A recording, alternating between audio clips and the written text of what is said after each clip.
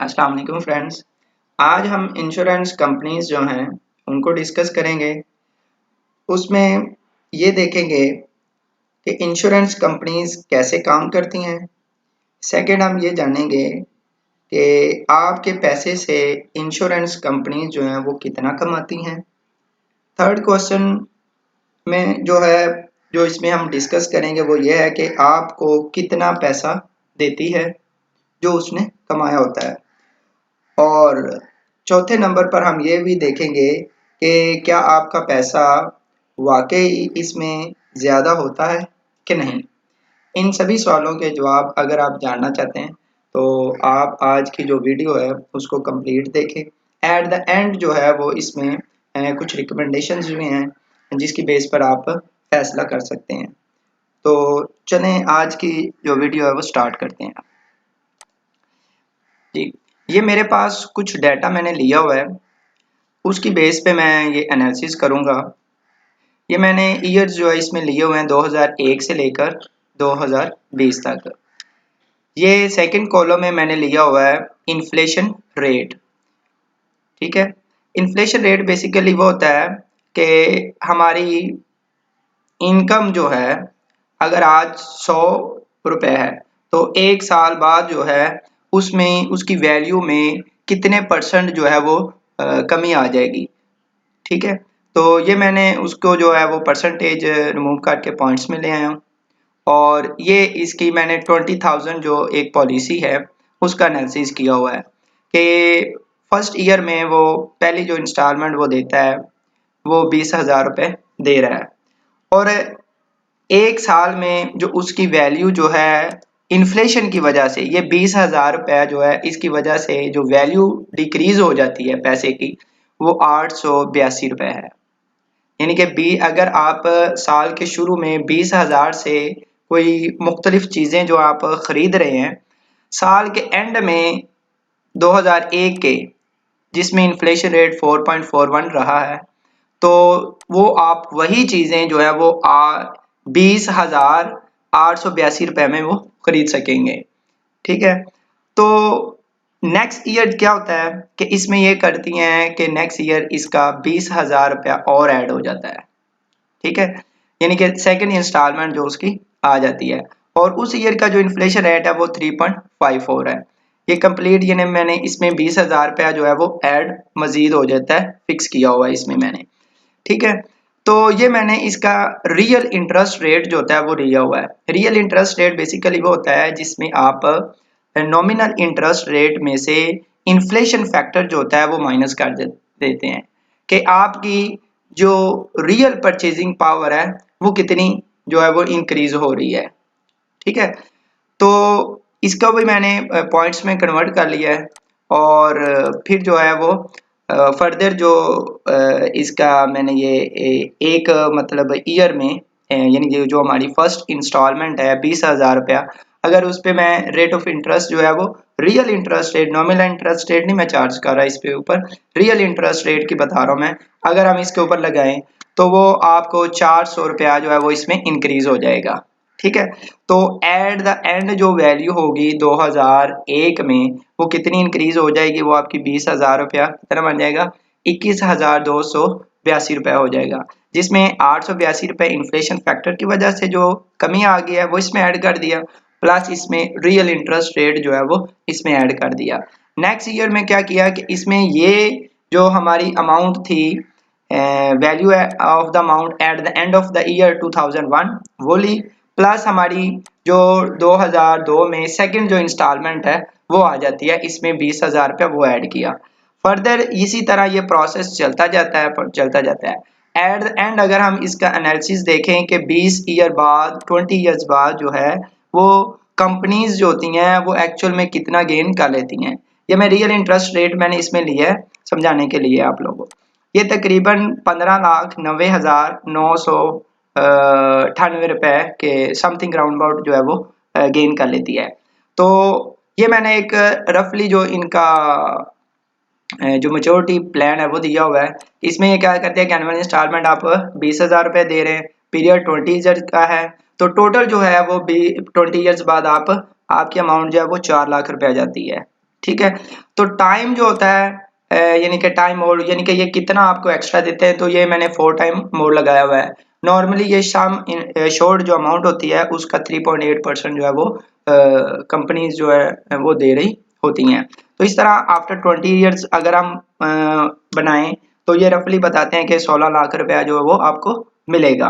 तो ये इस तरह जो है ये आप इसका एनालिसिस देखें तो एक्चुअल गेन कंपनी इतना कर रही है, तो नेट अर्निंग आप कह लें कि इसमें उसको नेगेटिव में थोड़ी बहुत अमाउंट जो है 90,000 रुपया जा रही है। ये मैंने रियल इंटरेस्ट रेट की बेस पे एनालिसिस किया है, ठीक है। हाँ जी, अब मैं आपको ए फिक्स इंटरेस्ट रेट यानी कि जैसे बैंक में आप अमाउंट लिखवा दें तो वहाँ पे वो आपको कहती है कि मैं 6% जो है वो बैंक को आपको सेविंग रेट के ऊपर दे रहा है, या इससे कम हो बेश नॉर्मली इतना ही होता है, ठीक है। अगर हम उसकी बेस पे ये मैंने एनालिसिस किया है लेकर, तो एट द एंड कितनी अमाउंट बन जाती है 20,52,507 रुपए। और ये देती कितनी है, ये 16 लाख, ये इससे भी कम एंड आप कह सकते हैं एग्जैक्ट 16 लाख नहीं देते आपको, इसे भी ये एज के ऊपर आपको डिपेंड कर रहा होता है, इसे भी कम देते हैं। तो नेट अर्निंग अगर हम इस सीन में देखें तो ये कितनी अर्निंग कर लेते हैं 4,92,000 92,507 जो है वो एक पॉलिसी होल्डर जो है जिसकी 20,000 के ऊपर इतना गेन कर लेते हैं कंपनीज वाले। अगर हम इसका स्प्रेड देख लें यानी कि ये कंपनीज अगर कुछ भी काम ना करें, सिर्फ ये आगे स्प्रेड बेसिकली ये होता है जिसमें कि लैंडिंग रेट और बोरोइंग रेट जो है यानी कि डिपॉजिट रेट उसमें जितना फर्क है, यानी कि एक बैंक है वो अगर 100 रुपया किसी से एक पर्सन ए है उससे ले रहा है और उस 100 रुपए को एक पर्सन बी को दे रहा है, तो वो दोनों का रेट डिफरेंट होगा। अगर वो 100 रुपया ए पर्सन से ले रहा है डिपॉजिट कर रहा है तो उसके ऊपर वो आपको 5-6% देगा, और अगर वो लैंडिंग कर रहा है यानी कि किसी बी पर्सन को एज ए लोन के तौर पर दे रहा है तो वो क्या करता है उसमें आपको वो इसमें अपना मार्जिन जो है वो ऐड करके वो 15-16 जितना भी करंटली चल रहा है वो इससे ज्यादा ही होता है उसके ऊपर दे रहा होता है। तो ये मैंने स्प्रेड लिया, उन दोनों का फर्क कितना है, ठीक है। तो ये फर्क की बेस से जो मैंने निकाला है, तो इस सूरत में जो कंपनीज गेन कर रही होती है वो कितना कर रही होती है 1,57,839 रुपए कर रही होती हैं, ठीक है। ये मुख्तलिफ मतलब मैंने पर्सपेक्टिव से इसको जांचने की कोशिश की है। अच्छा, अब बेसिकली होता क्या है इसमें कि हमने तो अमाउंट जो है वो 4 लाख रुपया दी होती है, कंपनीज इतना दे रही होती हैं, तो ये बेसिकली आपकी ही अमाउंट होती है, आपकी अपनी अमाउंट, उसकी वैल्यूज जो होती है जितनी परसेंट डिक्रीज हो रही होती है इन्फ्लेशन फैक्टर की वजह से, उस पे आपको माइनर सा जो होता है वो इंटरेस्ट रेट लगाकर वो दे देती हैं। इससे ऊपर आप रियल अगर फेस में आप देखें तो एक बैंकिंग सेक्टर को देख लें, वहां पे आपको 6% या 8% नॉर्मली जो है वो सेविंग के ऊपर दे रही है। और आगे लैंडिंग रेट उनका क्या होता है, वो उनका लैंडिंग रेट 18, 20, 24 इतना, इससे ऊपर ही है, नीचे नहीं है। वो भी इस सेंस में इससे भी ऊपर चला जाता है क्योंकि एक अमाउंट उन्होंने आपको फर्ज करें एक 100 रुपया दी है 5 साल के लिए, तो आप 5 साल यूज करके उसको रिटर्न नहीं करते, आपकी इंस्टॉलमेंट जो होती है वो फर्स्ट माह से शुरू हो जाती है उसको रिटर्निंग की। तो जो आपने फर्स्ट माह में पहली इंस्टॉलमेंट उसको रीपे कर दी है, वो पैसा तो आपने सिर्फ एक माह यूज किया होता है, तो उसमें आप लोगों को मतलब वो कंप्लीटली जो है उसके ऊपर चार्ज कर रहा होता है। एंड लास्ट जो आपकी इंस्टॉलमेंट होती है जितनी अमाउंट उसमें आप दे रहे होते हैं, एक्चुअल अमाउंट वो होती है जिसको आपने 5 ईयर यूज किया होता है, जिसके बदले में रेट ऑफ इंटरेस्ट बनना चाहिए, लेकिन वो आपको शुरू से कवर करना कर देते हैं। आप पहली इंस्टॉलमेंट, दूसरी, तीसरी, इसी तरह वो पैसा तो आपने 5 ईयर्स के लिए यूज ही नहीं किया होता, तो इस तरह ये मतलब 40 से भी अबव चला जाता है, वो एक डिफरेंट पर्सपेक्टिव हो जाता है। लेकिन हम आज इसी को देख लेते हैं। तो ये मैंने जो स्प्रेड लिया हुआ है ये मैंने एक नॉर्मल स्प्रेड लिया हुआ है। अच्छा, आप सोच रहे होंगे कि ये डाटा जो है ये आपने कहाँ से ले लिया, ये इस तरह का जो मतलब ये क्लियर कर रहा हूँ, तो ये मैंने एक ऑथेंटिक वेबसाइट है, आप गूगल के ऊपर जाएं, यहाँ पे लिखें वर्ल्ड बैंक ऑर्गेनाइजेशन डाटा, यहाँ पे आप जाएंगे तो इस डाटा को आप क्लिक करें तो यहाँ पे जितनी भी वर्ल्ड वाइज है सभी का उनका डाटा दिया गया है। ये मेरे पास एक मैंने इसका ओपन किया हुआ है पाकिस्तान का इंटरेस्ट रेट स्प्रेड का लैंडिंग का, ये मुख्तलिफ जो ईयर्स का इसमें दिया गया। जब आप जो कर्सर इसके ऊपर लेकर जाएंगे तो ये आपको यानी कि जितना रेट रह चुका है लैंडिंग वो बता देगा। इसमें आप डिफरेंट चीज़ें देख सकते हैं। जो भी आप मुख्तलिफ इसमें जो इंडिकेटर्स हैं वो होते हैं। यहाँ पे आप अगर सिलेक्ट करें तो डाटा में चले जाएं, यहाँ पे आप इंडिकेटर्स में चले जाएं तो यहाँ से आप इंडिकेटर चूज कर लें। ये मुख्तलिफ इंडिकेटर्स हैं, आप यहाँ से थोड़ा सा स्क्रॉल नीचे लेकर आए, डाउन करते जाएं तो यहाँ पे ये फाइनेंशियल सेक्टर के ऊपर आप आ जाएंगे तो यहाँ पे ये दिया गया है इंटरेस्ट रेट स्प्रेड, ठीक है, यानी कि landing rate minus deposit rate. इसके ऊपर आप क्लिक करेंगे तो ये आपको वर्ल्ड का डाटा जो है वो शो करेगा। आपने यहाँ पे क्या करना है कि यहाँ पे एक लिख देना है पाकिस्तान, यानी कि जिस भी कंट्री का आप देखना चाहें तो आप यहाँ पे वो कंट्री का नेम लिखेंगे तो वो आ जाएगा कंट्री, सॉरी पाकिस्तान,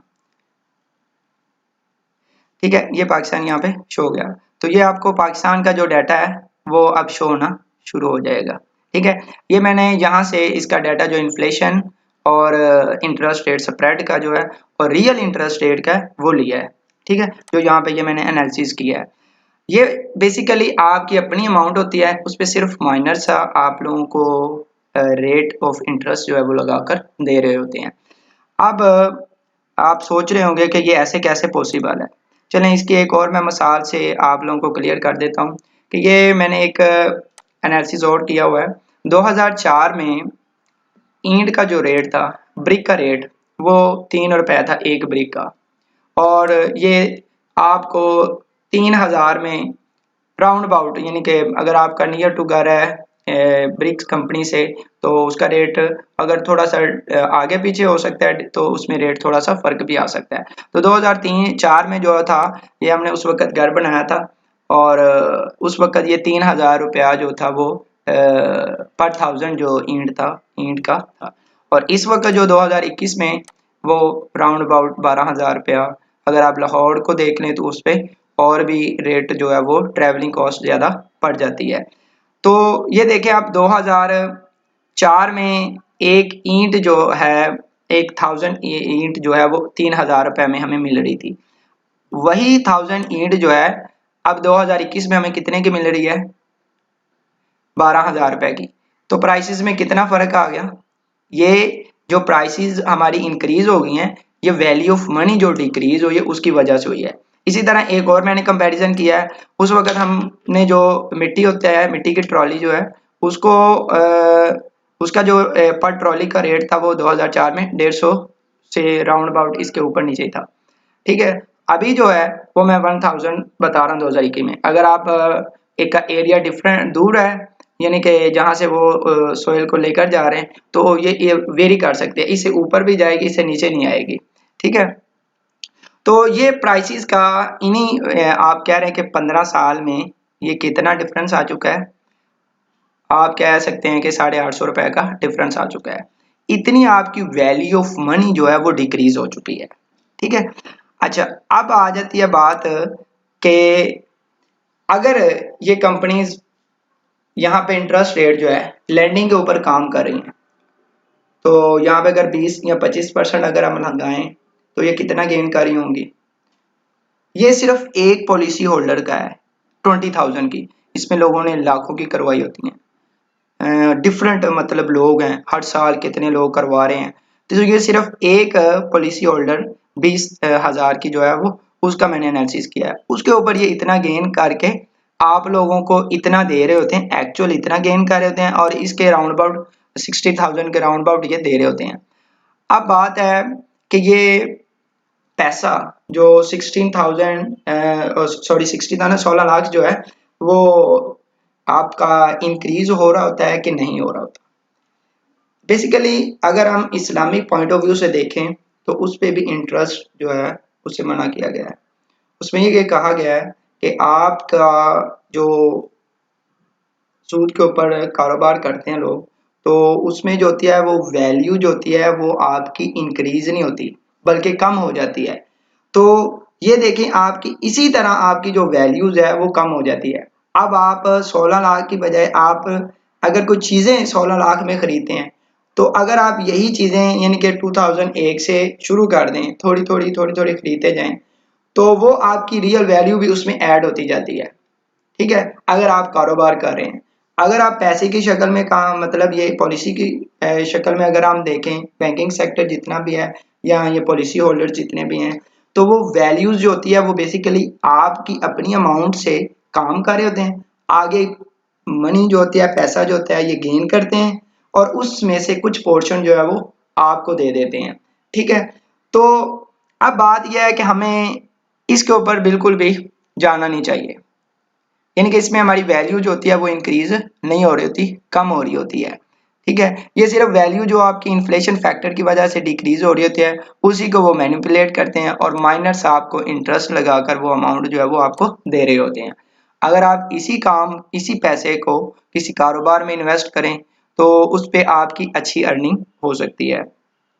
ठीक है, तो इसमें डिफरेंट जो पॉइंट्स हैं वो हमने देखे हैं और क्लियर करने की भी कोशिश की है।